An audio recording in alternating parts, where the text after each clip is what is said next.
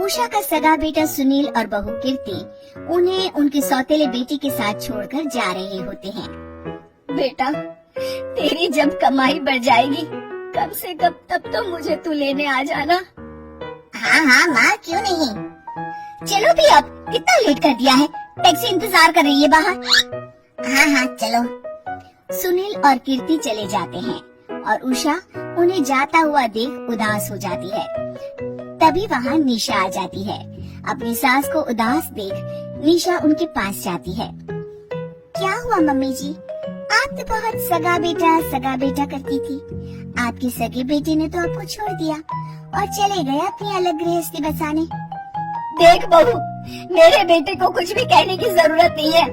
मुझे यकीन है कि जब उसकी तनख्वाह बढ़ जाएगी तो वो मुझे लेने जरूर आ जाएगा। हाँ, ये भी देख लेंगे कि वो लोग आपको वापस लेने आते हैं या नहीं।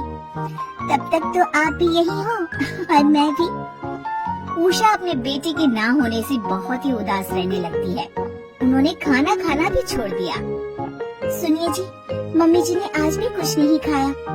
जब भी खाने के बारे में पूछती हूँ तो कह देती है भूख नहीं है और अपने कमरे में ही बैठी रहती है। ये सुनकर ऋषभ अपनी माँ के पास खाना लेकर जाता है। माँ, सुनील बेटा आ गया तू? ओह, तू है। माँ, मैं खाना लाया हूँ, खा लीजिए प्लीज। आप ऐसे भूखी रहेंगी तो बीमार पड़ जाएंगी। मुझे भूख नहीं है, ले जा तू खाना।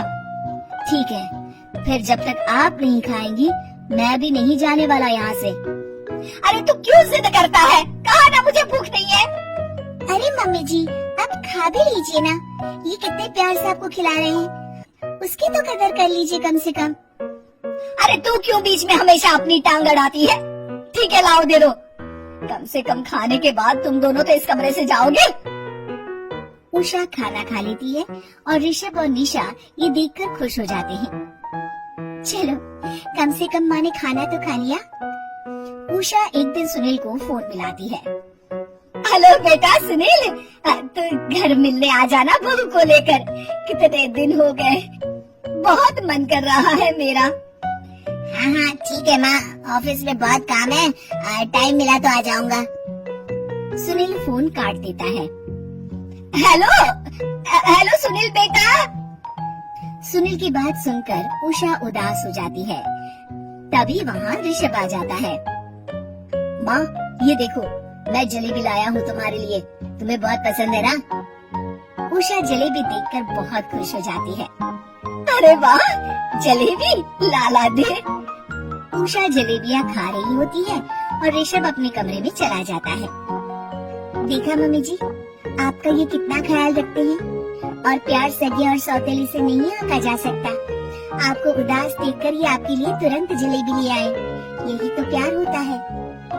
ये कहकर निशा वहाँ से चली जाती है और उषा सोचने लगती है, शायद तू ठीक कह रही है बहू। उषा देखती है कि ऋषभ उसका बहुत ख्याल रखता है और उसे उसकी गलती का एहसास होने लगता है।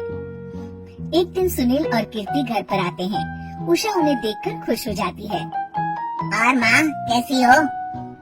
अरे बहुत अच्छी हूँ। ऋषभ और बहू मेरा बहुत ख्याल रखते हैं।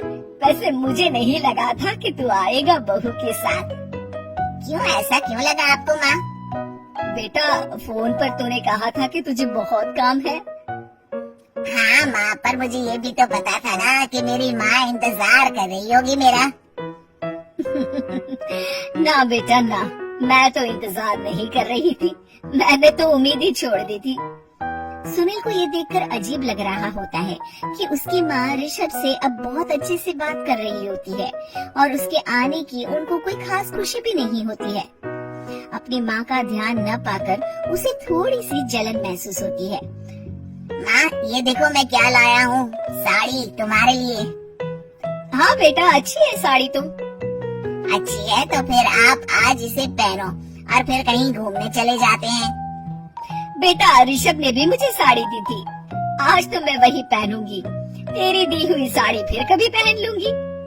सुनील को अब बहुत ही ज्यादा जलन हो रही होती है। उसे समझ नहीं आता कि अपनी माँ का ध्यान फिर से कैसे वो अपनी तरफ खींचे। रात हो जाती है और उनके जाने का वक्त आ जाता है। माँ चलो अपना सामान बांधो और हमारे साथ चलो।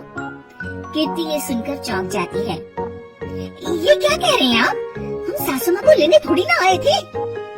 अरे तुम चुप हो जाओ। माँ चलो जाओ, अपना सामान बांध लो। आप मेरे साथ आ रही हो, मैंने कह दिया तो कह दिया। अरे पर बेटा तेरी तो तनख्वाह कम है, मैं तुझ पर बोझ नहीं बनना चाहती। अरे मुझ पर बोझ नहीं हो माँ, बस आप चलो ना, मैं लेकर ही जाऊंगा आपको। नहीं बेटा, अब मैं नहीं आना चाहती। मैं तो अब ऋषभ और बहू के साथ ही रहूंगी। ये सुनकर ऋषभ चौंक जाता है। ये क्या कह रही हो माँ? हाँ बेटा, मैं कहीं नहीं जाने वाली अब।